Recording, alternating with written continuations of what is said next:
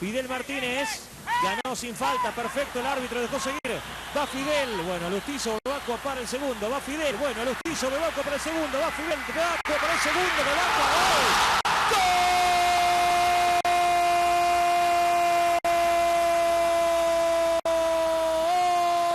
¡gol! ¡Golazo! Del Deportivo Quito, lo hizo Bebacua, que definió bárbaro. Y llegó la propuesta del Deportivo Quito, que honestamente en ese momento para mí era lo más grande que había en Ecuador. O sea, realmente venir al Deportivo Quito en ese momento era la selección ecuatoriana. Yo tuve otras propuestas y... ¿No lo pensó? No, o sea, la verdad era venir a competir con los mejores.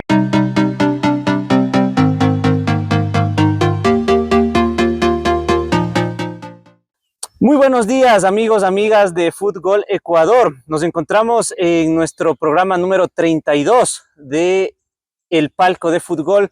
Muy contentos porque nos encontramos con una figura muy especial y recordada, sobre todo por los hinchas de Deportivo Quito. Maximiliano Bebacua. Maxi, muchísimas gracias por aceptar nuestra invitación. Bienvenido. Bueno, muchísimas gracias, Ramiro, por la invitación. La verdad, muy contento. Y bueno, aquí estamos para hablar un rato de fútbol. Esa es la idea, hablar de fútbol, distraernos un poco, recordar ciertos momentos en su carrera, en su vida deportiva. Maxi, la primera pregunta que quiero hacer es relacionada a su actualidad. ¿Se encuentra radicando en Ecuador? ¿Por qué se quedó en Ecuador? ¿Y qué es lo que más le gusta de nuestro país? Bueno, sí, hace años que estoy aquí. Dejé de jugar en el año 2015 cuando estaba en el Delfín y me vine a vivir a Quito. La verdad, de los años que estuve acá jugando en el Deportivo Quito, me encantó vivir en Quito. Entonces no lo dudamos con mi familia. Tengo 3 hijos, la del medio es nacida acá y la verdad nos gustó. Empezamos con este proyecto en el 2015 y ya nos quedamos. Interesante haberse podido quedar acá, ¿no? Porque ya después de la vida futbolística íbamos a ir parte por parte. ¿Cómo Maxi se enamora del fútbol? ¿Cómo es que llega a ser futbolista profesional? ¿Siempre quiso ser futbolista profesional o cómo surgió esa pasión por el deporte rey? Bueno, uno empieza a jugar, creo que inconscientemente, ¿no? Empieza a jugar la pelota, empieza a rodar desde pequeño y la verdad, yo creo que en las épocas en las que nosotros éramos muy chicos, yo soy de un pueblo del interior de Argentina, del sur, a unas 15 horas de Buenos Aires. En esa época, o sea, uno ni pensaba en ser jugador de fútbol, la verdad, no, era algo imposible prácticamente. Yo soy de un pueblo, nadie había sido jugador, o sea, no había por qué ser jugador, realmente se va dando. Empecé a jugar de chico en mi pueblo, me empezó a ir bien, empecé a destacarme, pero siempre en la Patagonia, o sea, nunca más allá, y de golpe se fue dando hasta que de pronto en el año 97 quedé seleccionado para las inferiores de Boca. Quedo seleccionado para las inferiores de Boca, estoy un año ahí, otro año en San Lorenzo. Todo el mundo y todos los profes, todos te dicen es muy difícil llegar a ser jugador de fútbol. Yo siempre digo que era uno del montón, uno más del equipo, pero sin embargo tuve la mentalidad, la fortaleza, la fuerza de trabajar duro, de estar súper enfocado y se me terminó dando, ¿no? Y hablando un poco, ¿cuál es el nombre del pueblo de donde usted es oriundo, Max? Mi pueblo se llama Catriel, es un pueblo petrolero al norte de la Patagonia, en la provincia de Río Negro. La ciudad más conocida de donde soy yo es Bariloche, que es una zona turística de montañas y nieves, pero yo estoy del otro lado. Eso es verde y con mucha nieve. Nosotros estamos del lado árido, que es de la zona petrolera, ¿no? Mis papás, cuando yo era muy chico, se fueron de Córdoba, que es donde son ellos, a Río Negro a trabajar en el petróleo, ¿no? Donde todo el mundo iba a trabajar en el petróleo. Zonas áridas de mucho viento, piedra, tierra y petróleo. Bueno, entre piedra, tierra, petróleo y esta zona muy peculiar y turística también de Argentina, ¿qué sacrificios tuvo que pasar Maximiliano Bebacua para poder llegar a ser futbolista profesional? Porque me dice que estaba a 15 horas de Buenos Aires. Sí, sí, la verdad que estaba muy decidido a irme a vivir a Buenos Aires. Vuelvo a lo mismo ahora prácticamente inconscientemente porque y pienso en la valentía de mis papás, porque nunca nos sobró nada, pero tampoco nos faltó, vivíamos bien y sin embargo yo hoy tengo un hijo de 15 años y digo, el año que viene él se podría ir a otro lado y yo no sé si estaría dispuesto a eso, ¿no? Realmente habla de la valentía que tuvieron ellos. En cuanto a mí, todo lo viví súper naturalmente, o sea, la verdad, cuando se dice, no, te pierdes cumpleaños, te pierdes esto, te pierdes lo otro, te pierdes todo en realidad, pero siempre lo viví con total tranquilidad, o sea, en el momento uno lo vive naturalmente, lo vive como es lo que estás haciendo y la pasas bien al final. Haces sacrificios de entrenamiento, de ir a estudiar y todo lo demás, pero la verdad yo la pasaba bien y todos la pasábamos bien. Vivía en la casa club de Boca primero y después de San Lorenzo. Nunca sentí que fuera un sacrificio, sentí que esto es lo que me gustaba hacer, era lo que me gustaba hacer. Bueno, cuando uno le apasiona las cosas, creo que lo va disfrutando más. Exacto. El camino, el proceso. Uno piensa en Argentina, ¿no? Tierra de grandes futbolistas, nos podemos poner a enumerar un montón de gente que ha salido de allá, futbolistas importantes y muy interesantes que han llegado como Maxi acá. ¿Qué tan difícil es surgir en Argentina? Porque creo que talento el argentino tiene para jugar al fútbol, ¿no? Es muy, muy difícil. O sea, yo hoy lo veo fuera de cámara, hablábamos de Brasil y Argentina. Brasil tiene 250 millones, Argentina casi 50. Ya con ese volumen de gente ya hablamos de un nivel altísimo. Yo la verdad, yo tenía un muy buen nivel en inferiores, en reserva. Yo siempre cuento que hice 15 goles de manera consecutiva antes de debutar en primera, en reserva.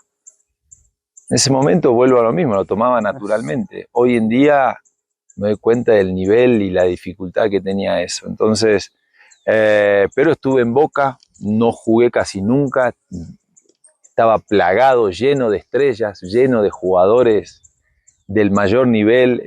Me tocaba mucho, por ejemplo, jugar los partidos contra los chicos de prueba que venían de otros lados, se probaban, Boca probaba en esa altura 500 chicos por día. Demasiado, ¿eh? Y el filtro mayor iba y jugaba con nosotros. Y nosotros ni siquiera o íbamos al banco de AFA, ¿no? Sin embargo, había un nivel abismal, con los mejores de prueba de ese momento. Entonces, sin duda, o sea, yo en esa altura ya tenía compañeros que jugaban en la selección sub-17, sub-20 de Argentina, y a mí la verdad nunca me tocó. Ese es el nivel que hay en Argentina realmente. Es un nivel bastante importante, ¿no? Por eso llegar también es un mérito en países como Argentina, como Brasil, que son cultura, el fútbol es una cultura ya prácticamente de la población, o sea, es algo realmente fuerte. Y bueno, una trayectoria en Argentina bastante interesante, debut en San Lorenzo como profesional, ¿sí? Si no estoy mal, me corrige, Maxi. No, está bien. ¿Cómo vivió su debut? ¿Qué sintió? ¿Nervios, ansiedad, emoción? ¿Cómo lo describe? No, bueno, a mí me toca debutar con San Lorenzo en la Bombonera contra Boca, un partido 0-0. Muchos nervios, una locura. O sea, realmente recuerdo que nos mandan a calentar cuando empezaba el segundo tiempo y alguien me hace una broma, me pega así y me dice, te llaman.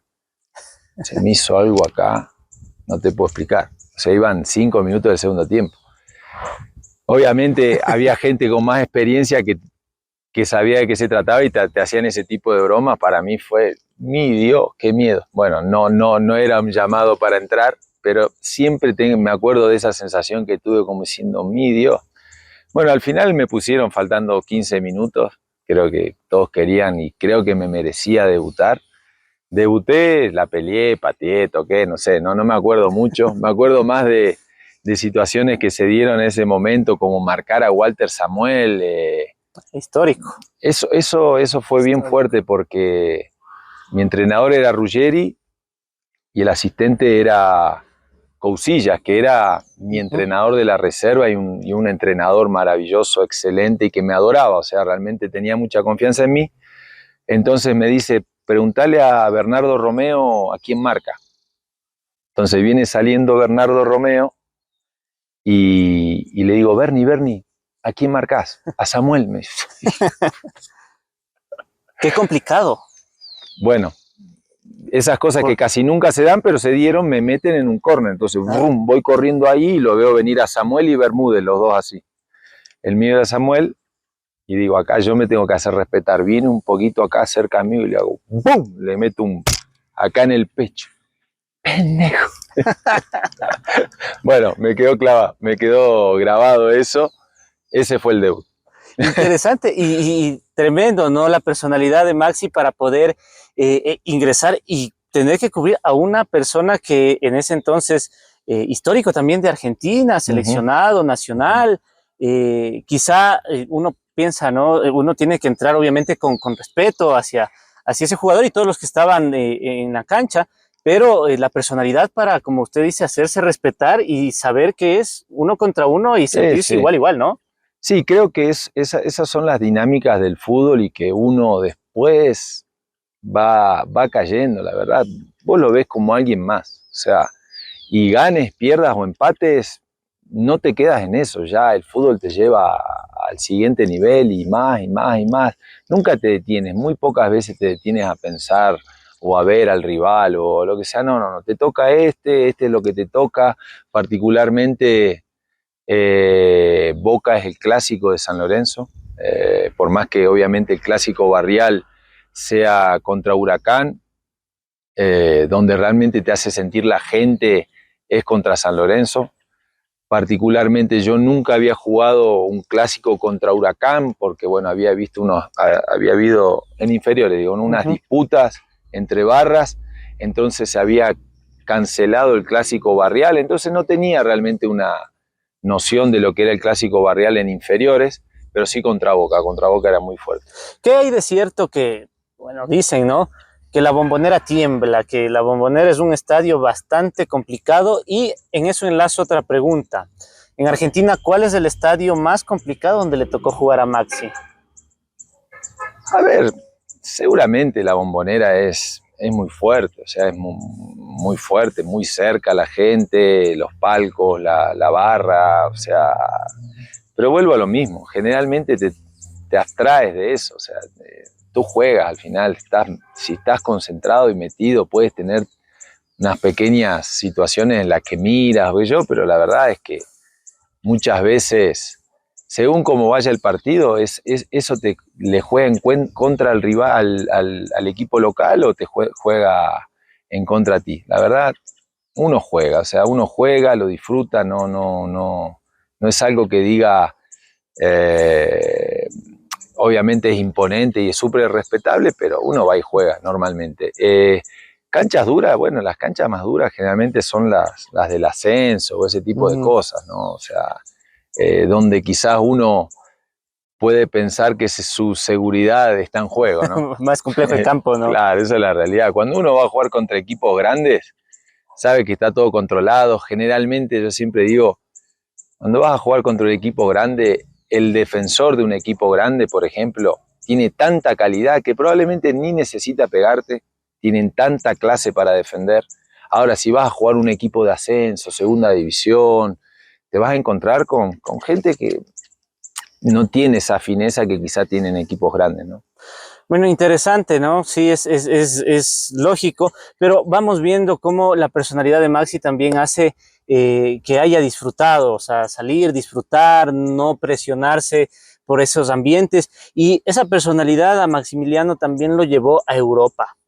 Tuvo un periplo también amplio por el continente, el viejo continente, pero quería yo resaltar, destacar y preguntar, su experiencia jugando también UEFA Europa League, me parece que fue Liechtenstein, ¿sí?, que estuvo en el Vaduz, Ajá. ¿Cómo fue? ¿Cómo llegó a Europa? Primero, ¿cómo se da ese contacto para llegar a un fútbol tan importante? Bueno, primero visualizarlo mucho. O sea, yo soy de la época de, de que nosotros como chicos queríamos ser, en mi caso, Batistuta y jugar en la Fiorentina y en el calcio italiano, ¿no? O sea, entonces ese era nuestro sueño. Nuestro sueño al argentino le preguntás, ¿quieres jugar en Europa? O sea, ese es el sueño. Entonces, yo siempre digo que yo fui un trabajador del fútbol. Quizás sí tuve muy buenas épocas, pero rápidamente me di cuenta que iba a ser un trabajador. O sea, hay jugadores que juegan 15, 20 partidos en primera y los compra el Chelsea, juegan la selección, juegan mundiales. Ese es el 2% de los jugadores, el resto somos todos trabajadores. Yo me propuse jugar en Europa. Para jugar en Europa tú tienes que tener el pasaporte italiano mínimamente, salvo que seas un fuoriserie, vuelvo a lo mismo. Yo no lo tenía, lo tengo, lo conseguí mucho después por mis abuelos, pero bueno, fue un trámite bastante largo, entonces de todos modos no me frené en eso y yo digo que llegué a cumplir el sueño de jugar en Europa. Jugué en Portugal, en la liga portuguesa, jugué en la liga griega y jugué en la liga suiza, en la Superliga Suiza, en la Challenge League de Suiza, pero vivía en Liechtenstein, porque Liechtenstein tiene el club que se llama Vaduz, que Vaduz participa en la liga de Suiza, pero en realidad tú vives en el Principado, que es en el Principado de Liechtenstein. Entonces, yo digo que al final jugué en la periferia de Europa, o sea, jugué en la segunda o tercera línea de Europa, no pude llegar a eso que es Premier League, Serie A o Liga Española, pero estoy contento, feliz. Para mí haber jugado la Europa League, tanto en el Braga como en el Vaduz, fue maravilloso, o sea, fue algo, decir, pucha, todo vale la pena, realmente fueron experiencias que justo el otro día hablaba con un compañero. Yo soy de la época en la que he viajado Copa Libertadores con San Lorenzo, por todos lados, Sudamericana, Mercosur, y no tengo una sola foto. O sea, una camada en la que si sacabas la cámara de fotos, que no era el teléfono, sino que era la cámara de fotos, enseguida, o ¿qué estás de vacaciones? ¿Estás de paseo? ¿A qué vienes? ¿De turista? O sea, era mala palabra, ¿no? Entonces, he vivido muchas experiencias que no han quedado retratadas, pero han quedado en nuestro corazón, sin duda. Bueno, y eso es algo que marca la generación de futbolistas de hace no mucho tampoco, ¿no? Maxi retirado más o menos por el año 2015, estamos hablando alrededor de 10 años atrás y un poquito más, pero bueno, ¿qué diferencia tiene el fútbol europeo con el fútbol sudamericano? Porque a simple vista, para el aficionado, el fútbol europeo se puede decir que es un poco más técnico, el fútbol sudamericano es un poco más físico, pero ¿qué diferencia notaba Maxi? Usted que iba contra las defensas, ¿no? Tenía que chocar mucho. No, a ver, para mí, yo he estado bastante tiempo, pero me ha costado sobreponerme. Realmente he sido un luchador, un trabajador, pero sin duda que, por ejemplo, me costó hacer goles. O sea, porque el nivel, yo siempre digo, es la NBA, o sea, la Premier League es la NBA. O sea, el que diga no, que acá, que no, o sea, ahí están los mejores. O sea, en Europa probablemente estén los mejores. Hay africanos demasiado fuertes, demasiado técnicos, con demasiada hambre. Hay europeos muy preparados, muy inteligentes, muy fuertes técnicamente. Todo eso junto. Yo siempre recuerdo llegar al Braga y la pelota me rebotaba a 2 metros. O sea, me rebotaba en canchas mojadas, de entrenamiento, ¿no? Mojadas, perfectas. O sea, ahí no hay, no, es que me botó mal, no existe. O sea, eso está fuera de discusión. O sea, ahí están los mejores, hasta que te acostumbras y entras en la dinámica, es duro, es difícil, es veloz, es rápido. Y como te digo, al final están los mejores. ¿Qué fue lo más complicado para adaptarse al fútbol europeo? Bueno, justamente eso. Creo que nosotros, a ver, particularmente yo jugaba de 9, llego a Portugal, donde la mayoría de los equipos jugaban en un 4-3-3. Ese 3 del medio, a veces 1 más 2 interiores, a veces 2 más 1, ese triángulo ahí. Y yo estaba acostumbrado al 9 de punta y el centrador, lo que era antes Guillermo Palermo, ¿no? Entonces el 9 ahí y el centrador, olvídate. En Portugal no existe el centrador, existe el extremo goleador. O sea, ahí me doy cuenta de la cultura que tenían en cuanto a extremos, ¿no? Figo, Simao, Cristiano, Quaresma, Nani. O sea, no eran tipos que te iban a tirar centro, eran tipos que iban a definir. Entonces tú te quedabas como diciendo centro, no, boom, boom, boom. Eso fue lo que primero me acuerdo. Realmente yo siento que hay dos tipos de 9. Bueno, hay varios, pero yo por ahí los catalogo en 2, y uno es el típico, por ejemplo, como Drogba, en el que solo se hace una jugada, se arma una jugada. Ibrahimovic, Suárez, tipos que no necesitan, ellos solos se pueden armar una jugada, y jugadores como yo, no sé, que necesitan la asistencia, el pase, el centro, estar metido en el área. Y obviamente yo creo que la dinámica de hace unos años ya va mucho más hacia ese centro delantero autosustentable, ¿no? Que solo se genera el juego, ¿no? Sí, ahora es mucho más común eso, ¿no? Se busca que los jugadores sean un poquito más, se puede decir, autónomos, ¿no? El centro delantero tiene que saber ubicarse, pero también saber salir un poco del área. Luego, ¿cómo se da el contacto para venir a Ecuador? ¿Quién fue o quiénes fueron los que conectaron a Maxi Bebacqua con Ecuador? Bueno, creo que uno a veces sabe menos de lo que parece, pero creo que para Ecuador, o sea, yo me junté con Fabián Bustos. Yo había estado en Belgrano de Córdoba, hago esta conexión, ¿no? Me la imaginé en su momento, hago la conexión en la que yo estuve en Belgrano de Córdoba en la temporada 2003-2004. El hermano de Fabián era el director deportivo, Carlos Bustos.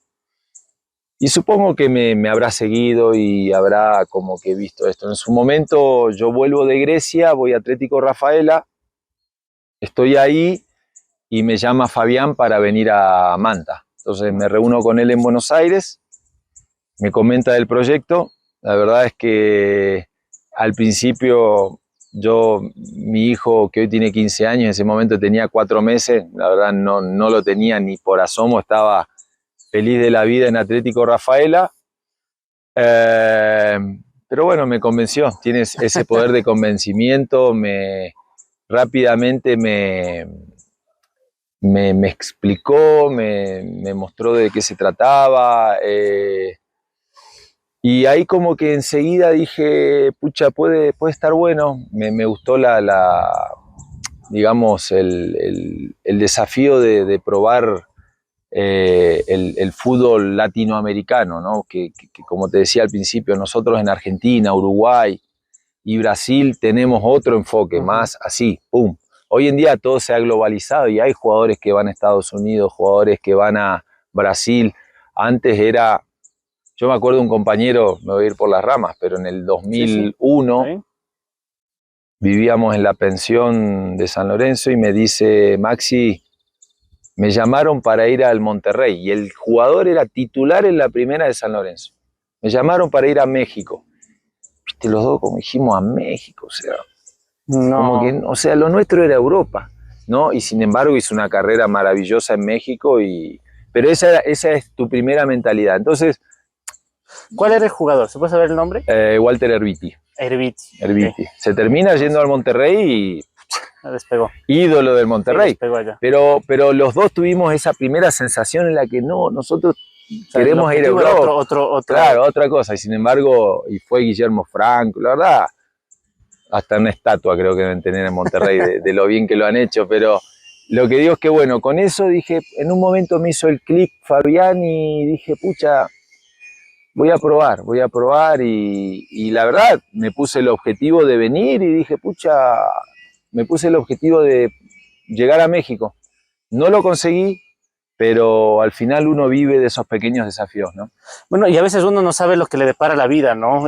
Quizás la idea era otra, pero al final acá en Ecuador termina siendo ídolo, muy querido por hinchas de varios equipos, no solo de Deportivo Quito, como lo dije al inicio. En Manta fue goleador, alrededor de 22 goles tiene Maxi en una sola temporada con el Sí. cuadro atunero, que le permitió salir a Deportivo Quito.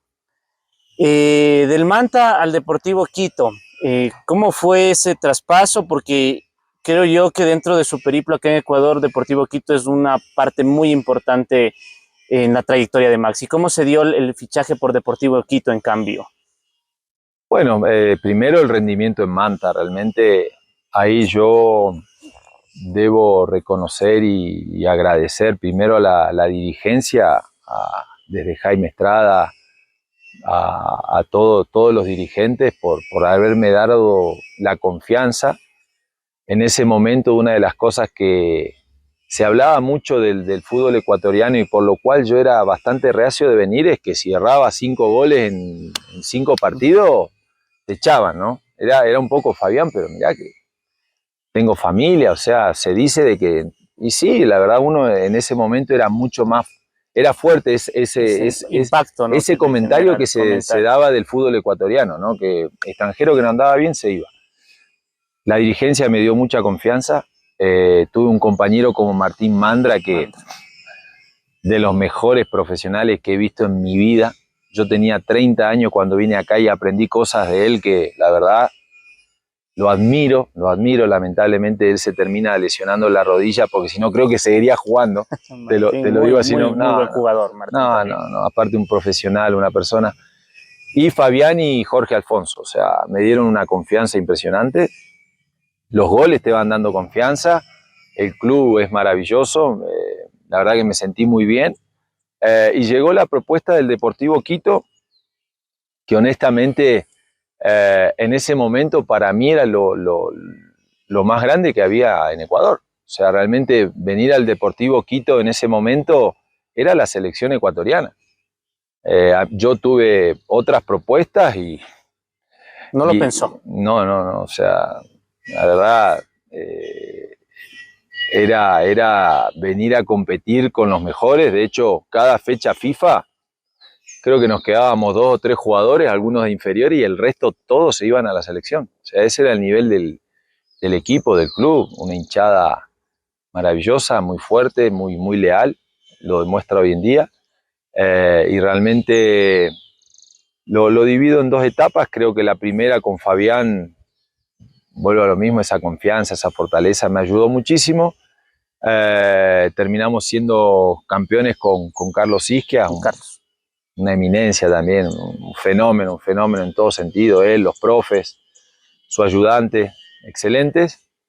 Se dio. Y la segunda etapa fue menos buena realmente. Creo que yo lo divido entre ese último partido de Copa Libertadores, en la U de Chile. Creo que ese día se cayó todo. Hay muchas cosas que yo quiero conversar con Maxi de la etapa en Deportivo Quito y que ya nos está adelantando, y vamos a irlo dividiendo por partes. Vamos a conectar un poco con el partido de Copa Libertadores.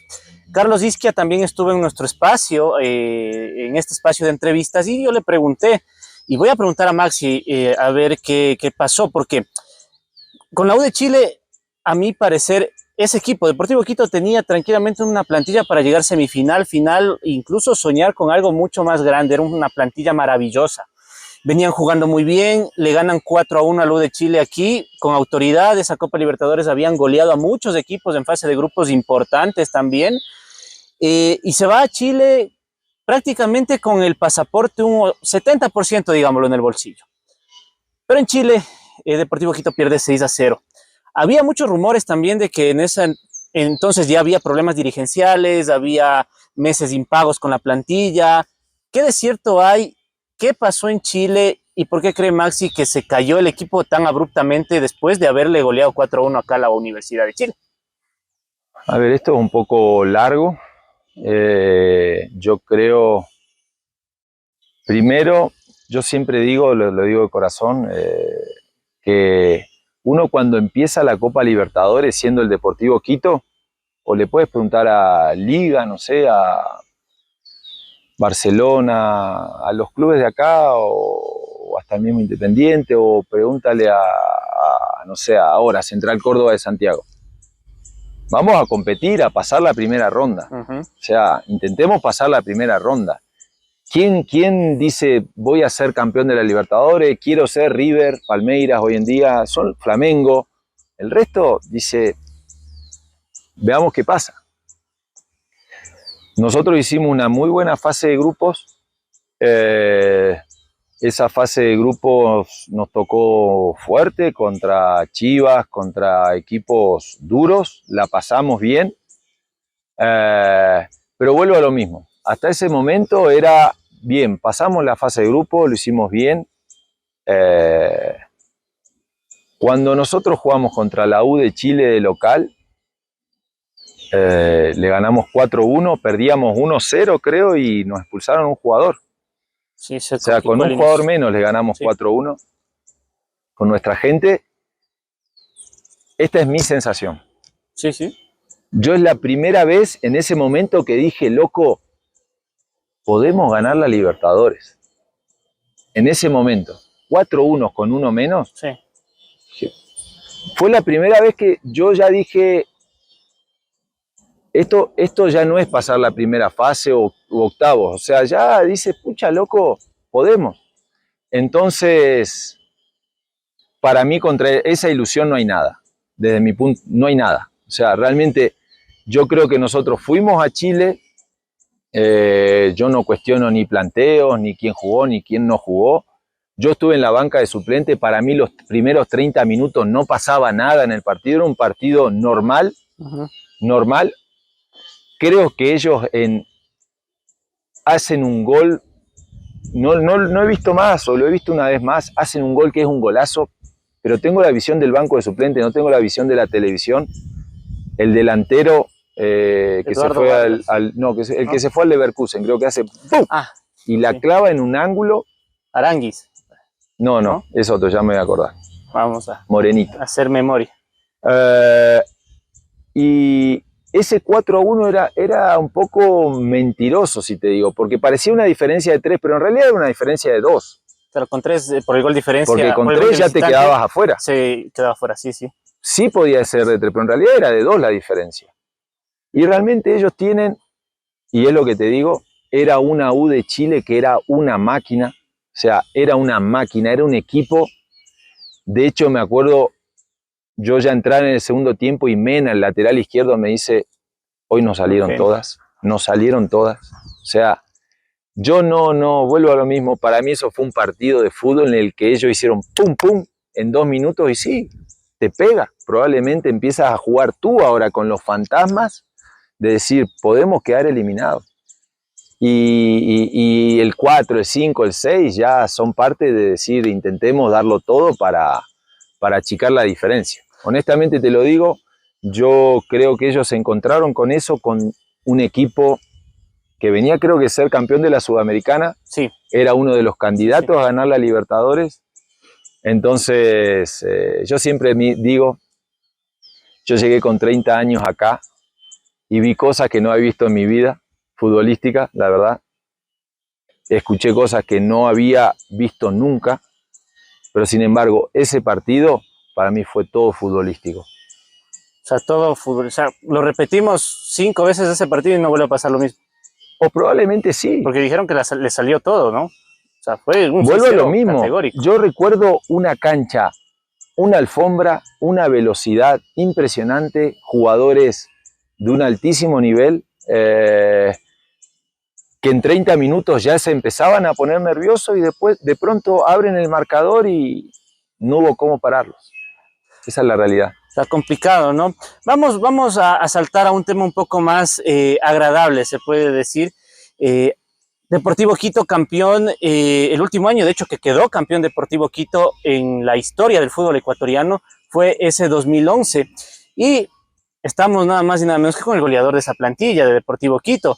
Me parece que no fue goleador del torneo porque hubo un par de jugadores que tenían unos 2, 3 goles más, no fue mucha la diferencia, pero fue el goleador de la plantilla campeona.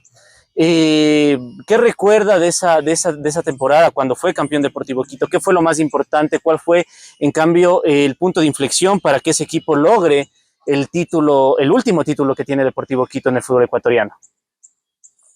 Bueno, a ver, creo que fundamentalmente empezando por Carlos Isquia, creo que le sacó toda la presión, todo lo que podía andar dando vueltas por ahí, lo absorbió con una naturalidad que realmente entrabas a jugar con un nivel de tranquilidad, la verdad, impresionante. Después vuelvo a lo mismo, yo soy consciente que tuve una primera parte muy buena y otra no tanto, y la otra parte sin duda para mí fueron Fidel, Matías, el Chavo, de un nivel, yo no he visto un jugador, yo en ese momento, yo lo comparaba con Cristiano Ronaldo porque era un nivel de peligrosidad. El enano donde estaba parado era peligroso, era un nivel de manejo de perfil derecho, izquierdo impresionante. Fidel era alegría y atrevimiento, pero sacaba la magia. Creo que Marcelo Elizaga también le dio una solvencia, una sapiencia al equipo. Sari, ¿qué te voy a decir? O sea, era un nivel alto. Jairo Campos también estuvo en ese equipo. Jairo, Isaac Mina, La Hormiga Paredes, Pepo Morales, Sari. Lo que te digo, era un plantel de un nivel altísimo que estaba acostumbrado a eso, y que hizo que ganáramos las dos finales, ¿no? Al final se ganó los dos partidos, se ganó en el Capwell, se ganó en Quito. Yo siempre digo, en ese momento, jugar contra un grande, siempre jugar contra un grande. Nosotros vamos al Capwell, ganamos 1-0 con gol de Fidel. A mí, lamentablemente, me anulan un gol 2 metros habilitado, que era el 2-0. Con VAR era gol. Con VAR era gol. Sí, con VAR era gol. Era el 2-0. Pero sabes que, lejos de ver un Emelec abatido, y ahí es lo que digo, lo que es jugar contra un grande, vino a un Emelec a jugar a la altura, perdiendo 1-0 y todo lo demás, y sin embargo nos hizo sufrir mucho. De hecho, antes del gol del enano, Marcelo tapa un mano a mano, sí, que la verdad se nos nublaba, pero mal. Realmente un grande es un grande. Yo siempre digo, un grande es un grande, siempre. Yo tengo unas palabras que recuerdo de cuando era chico del Bambino Veira. Muy chico era yo, 15, 16 años, disputaban San Lorenzo Central, en Central, Gimnasia de La Plata contra Independiente en La Plata. Gimnasia le tenía que ganar a Independiente y San Lorenzo le tenía que ganar a Central para ser campeón. Y el Bambino dijo, Independiente es un grande. Y fue y le ganó Independiente a Gimnasia y hace que San Lorenzo sea campeón. Un grande es un grande. Claro, no hay que confiarse tampoco, ¿no? Es así, o sea, puede complicarse por más que esté ganado. En este caso hablamos primero lo de la U de Chile, ahora hablamos lo de Emelec. Son dos situaciones donde enfrentaron equipos importantes y que terminaron con finales distintos. Exacto. Maxi, bueno, ¿el campeonato fue lo más bonito que pasó con Deportivo Quito o qué fue lo más lindo que le pasó con Deportivo Quito? Y también nos mencionaba que vio algunas cosas complicadas acá en el fútbol ecuatoriano. ¿Qué fue no sé si decirlo así, lo peor o lo más incómodo que vio acá en el fútbol ecuatoriano o en su paso por Deportivo Quito? No, a ver, lo del Quito, como te digo, yo tengo un sabor agridulce. Creo que, como te digo, después del campeonato, después de la Libertadores, nosotros ya veníamos dando señales de alerta de que las cosas no estaban bien. Yo siempre digo que el hincha, no hablo del Deportivo Quito, hablo del hincha común, el hincha normal, hablo del hincha del Chelsea, de cualquiera. Debe ser muy exigente con su dirigencia, debe no solamente dejarse llevar por los resultados. Nosotros ganábamos y sin embargo decíamos que la cosa no estaba bien y hasta no se concentraba, y generalmente el culpable termina siendo el jugador. Y no es así muchas veces. Pero vuelvo a lo mismo. Uno no tiene que dejarse llevar siempre por los resultados, sino exigir a las dirigencias qué es lo que deja más allá del resultado, ¿sí? Entonces, lamentablemente, probablemente el Quito en ese momento haya sido una burbuja, ¿no? Que no se pudo sustentar en el tiempo. Eso creo que fue lo más triste, porque el segundo año en el Quito sí que fue duro, fue duro. Claro. Sí, sí. Y lo más bonito, el campeonato. Sí, a ver, el campeonato, a veces hablan de alivio, a veces hablan de... El campeonato se disfruta, pero como te digo, la mentalidad de uno siempre va más allá, siempre estás pensando en lo que viene, siempre estás pensando en un nuevo desafío. Sí, es lindo, pero yo también la pasé muy bien en Manta, ¿no? Para mí Manta también fue un año, un campeonato extraordinario, ¿no? Bueno, en Manta también el recuerdo de haber sido el goleador de toda bueno, no era Liga Pro, no, la Serie A de Ecuador en ese entonces. Y me voy a salir un poco del tema deportivo. ¿Qué comida le gusta más, la de la costa o la de la sierra, no? Porque en Manta se come muy bien. Acá en Quito también hay platos típicos que son muy ricos. A mí me gusta el ceviche. El ceviche. Sí. Ceviche con chifle. La verdad, a veces más chifle que de ceviche. Me gusta mucho... Bueno, el cebollado me gusta, pero si te tengo que decir un plato es el ceviche. La verdad que marca la diferencia, pero después la comida es espectacular realmente. Bueno, y la comida de la costa sobre todo, ¿no? Sí, muy sí, rica. sí, Bueno, acá en la sierra también tenemos platos bastante agradables. ¿Le costó adaptarse a la altura? ¿Es cierto lo de la altura o es un mito? Porque ahora dicen, ¿no? que la altura incluso ayuda a ganar campeonatos y eso, pero yo creo que ya en esta situación hay que estar adaptados a esto en Ecuador, no para los equipos de la costa. Pero ¿le costó adaptarse a la altura cuando vino a Quito? A mí me costó, sí. O sea, no es un mito la altura entonces. A ver, yo tengo dos puntos de vista, ¿no? Y muchas veces pienso, ¿habrá sido psicológico o habrá sido real? La realidad es que creo que ayuda. Puntualmente hay una diferencia abismal, por ejemplo, entre jugar en Atahualpa y el estadio de Liga. O sea, ya, ¿por qué? La superficie. O sea, se siente. Te mata, el Atahualpa te mata. Ese es más fuerte. Muy, muy, muy esponjoso, hay una diferencia abismal. ¿Qué pasa? Yo sí lo sentí, sí, me costaba el aire. Siempre les digo que el aire es una parte importante, ¿sí? Pero a mí quizás lo que sentí que más me costó al final era el movimiento del balón. Muchas veces iba a cabecear y terminaba pegándole con la canilla. Eso también es algo que sí es muy notorio, te diría mucho más notorio que el aire como tal, que la capacidad respiratoria. Exactamente. Alguien me preguntaba hace un tiempo, ¿qué consejo me das para la altura? Alguien que venía a jugar, le decía el pase también. A veces das un pase y ¡fum! Se fue. O sea, y más si está mojada ni hablar. Muchas veces intentar... el entrenador de River, de la Sub-17 de River, de River de Argentina, que vinieron a jugar un torneo acá, digo, el pase. Pero me pasó cuando voy con el Deportivo Quito a Manta. Casi me muero. O sea, 12 del mediodía, un contrato con el sol aparece, está toda la mañana nublado y de golpe no sé de dónde apareció el sol, y realmente lo sufrí muchísimo. Muchísimo también, algo que el año pasado no me daba cuenta. Claro, algo contrario, en cambio. O sea, no me daba cuenta, para mí era normal jugar a las 12 del mediodía y no me daba cuenta. Sí, sin duda, son factores que los dos influyen muchísimo. Quizás más Manta, porque en Guayaquil generalmente se juega a la noche en el Capwell o se juega a la tarde-noche en el estadio de Barcelona, entonces no se siente tanto, pero ir a Manta, mamita, es duro también. Equipo que le hubiera gustado jugar acá en Ecuador y no jugó. No, yo estuve bien ahí en el Deportivo Quito, me sentí bien, no te podría decir.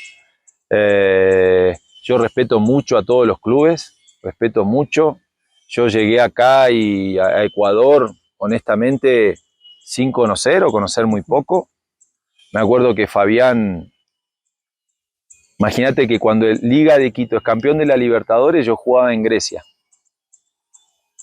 Y yo llego al otro año acá, o sea, había como 9 horas de diferencia. Yo nunca había visto la Libertadores, o sea, en ese momento, porque era imposible ver. Te enteras, Liga de Quito campeón. Entonces, a mí el que más me llamó la atención al principio fue Barcelona, la gente.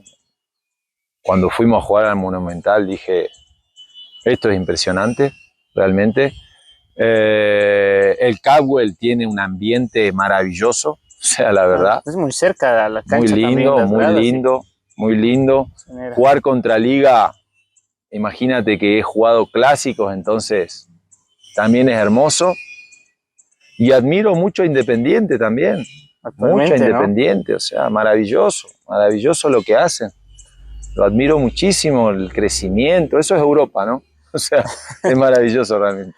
Hablando de hinchadas y ya para ir entrando en el tramo final, la hinchada del Quito se dice que tiene dos corazones, ¿no? El uno para vivir y el otro para sufrir. Está bueno. ¿Es así de pasional hinchada del Quito? ¿Qué experiencia, qué anécdota? ¿Tiene alguna anécdota con la afición del Quito que recuerde, Maxi? Mira, a ver, te soy sincero, yo creo que una de las tareas más importantes de los clubes muchas veces es hacerle ver al jugador que llega en el lugar en el que está, en la ciudad en la que está, en cuáles son las costumbres, en cuál es la historia del club en el que está. Que cuando te pasa por al lado una persona mayor, que probablemente fue una gloria del fútbol, muchas veces vos no sabés quién es. ¿Sí? Y eso ahora que lo veo es triste, porque digo, la vorágine del fútbol te hace ver que hubo hasta alguien que no jugó, que capaz que tiene 30 años en el club.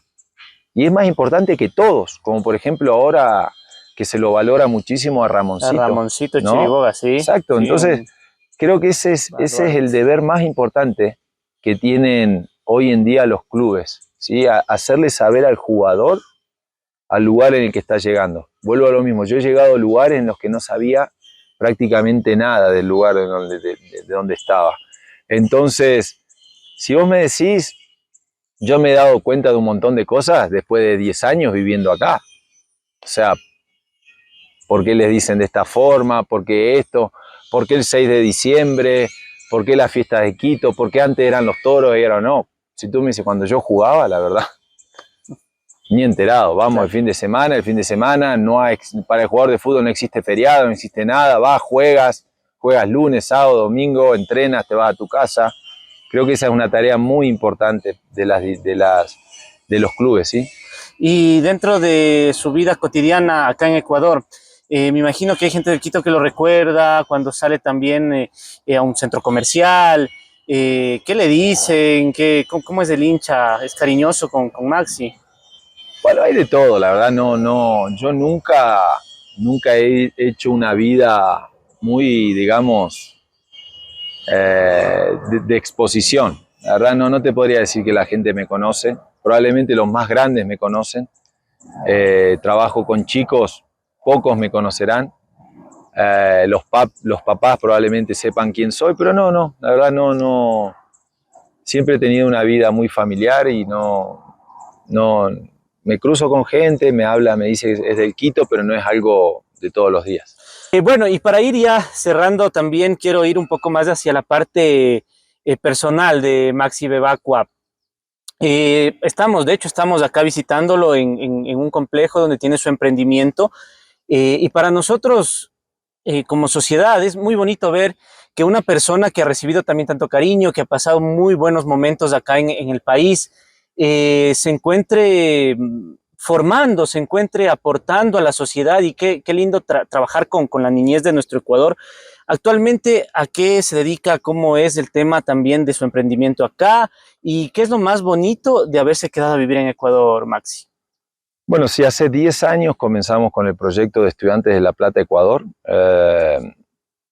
con un enfoque obviamente deportivo, futbolístico, pero más ligado con la vida académica de los chicos, en el que combinamos el fútbol con el estudio y con poder generar becas universitarias para todo el mundo, la verdad. Hay muchísimos chicos que se han ido a Estados Unidos, Europa, Argentina. Entonces ese es un poco nuestra función, nuestro objetivo aquí en el club. Es lo que buscamos hace 10 años, la verdad, acompañar a los chicos en la formación, aconsejarlos. Siempre les digo que el fútbol es lo más parecido a la vida real. Y hoy en día los chicos quizás están muy sobreprotegidos o en una burbuja o con una contención. Me pasa con mis hijos, ¿no? Entonces, al final, cuando entras a la cancha y te vas a encontrar con lo que probablemente sea la realidad de la vida, ¿no? Con gente que te desafíe, que te pelee, que sea mejor que tú, que te golpee, que te gane, que pierdas, que ganes tú. Esa va a ser la vida, ¿no? Entonces, en este lugar, la mayoría de los chicos será profesional, médico, abogado, pero al final está el corazón y ahí es donde realmente se marca la diferencia. El año pasado estuve en el Aucas, en la sub-17, quise después de 9 años aquí buscar ese nuevo desafío. Sentí la necesidad de volver a la alta competencia y la verdad me sentí muy pero muy bien, feliz, un gran club, siento que se ha hecho un trabajo maravilloso, tienen grandes jugadores, trabajan muy bien y la verdad me sentí muy contento con la sub-17 y hoy en día estoy esperando, me gustaría seguir, porque la verdad me sentí muy bien, me sentí capacitado, preparado.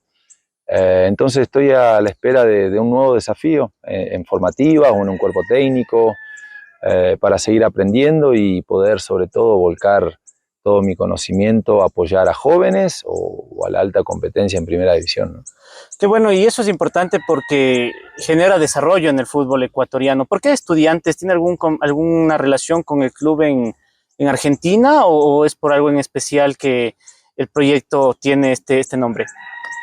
Bueno, nosotros empezamos como una filial de Estudiantes de La Plata Argentina los 2 primeros años, en la que estábamos muy relacionados. De hecho, mis primeras capacitaciones fueron en La Plata, con Hermes Decio y un montón de gente, la verdad, de un nivel altísimo en cuanto a preparación. Pero claro, nosotros estamos en Tumbaco y la verdad es que nos dimos cuenta que no era el perfil de chicos que quizás iba a tener la posibilidad de ser jugador de fútbol, ¿no? O sea, hoy en día el fútbol ecuatoriano va por otro lado en cuanto a eso. Yo creo que aquí hay muy buenos jugadores, pero lamentablemente no terminan de tener las oportunidades y obviamente tienen mucha más herramienta para la vida y eso hace que quizás se terminen declinando por ser universitarios y por el deporte universitario. Entonces, eso, la alianza fue al principio, después le dimos un giro porque vimos que no estábamos en el lugar idóneo para sacar jugadores. Bueno, pero al final también el tema universitario con deporte va muy bien y creo que es un campo bastante atractivo para que los chicos puedan desarrollarse. Vamos a agradecerle mucho, Maxi Bebacua, por toda esa apertura, esta charla. Esperamos que haya pasado un rato agradable conversando de las historias de su vida profesional acá en Ecuador. Queremos pedirle que deje un mensaje para toda esa hinchada de Deportivo Quito, del Manta que lo vio, y un saludo para los seguidores de nuestro medio digital Fútgol Ecuador. Bueno, un saludo primero para el medio digital y Fútgol, un saludo para todos los futboleros de Ecuador, para el Deportivo Quito, para la gente del Manta y el fútbol en general. Yo la verdad que siempre pregono y intento apoyar al fútbol ecuatoriano, porque la verdad que es lindo, es apasionante, ha crecido muchísimo y la verdad que creo que va por buen camino. Muchísimas gracias, Maxi, por esta charla interesante. Les invitamos a seguir viendo también nuestros otros contenidos, nuestras otras entrevistas en nuestro canal. Agradecemos a todos nuestros seguidores y a todos quienes han podido ver este interesante contenido. Hasta la próxima. Gracias. Gracias.